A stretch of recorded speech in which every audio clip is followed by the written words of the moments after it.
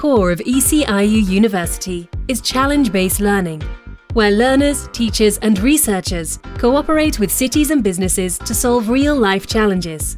More than 300 students from different European countries have already participated in the ECIU challenges. Nicolas, a student from Kaunas University of Technology, is one of them.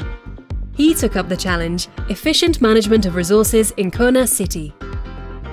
I'm Nicolas Drouby from an old Lebanese city called Delmina. So I chose Kaunas University of Technology, and now I'm doing my master's degree in industrial engineering and management. During my study at KTU, I had the opportunity to participate in ECIU Challenge.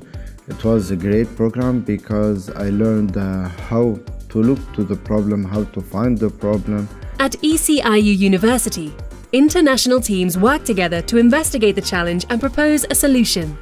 Nicolas and his team came up with an idea for a mobile application, which will help collect the used cooking oil from industry, restaurants and households. Nicolas is now developing the prototype in the KTU incubator for startups. So the incubation program was started in August 2021. We registered the company in September. The barrel to collect the used cooking oil, it works automatically and sends automatic notification to collect the oil when it's full.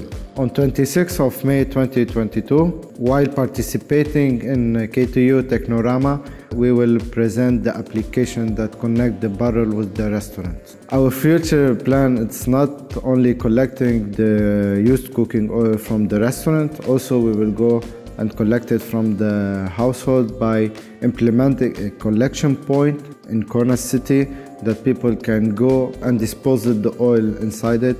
From here we came up with our slogan, "Don't leave your biofuel at home." ECIU University connects you for life. We developed the barrel. This one? Sorry, babe.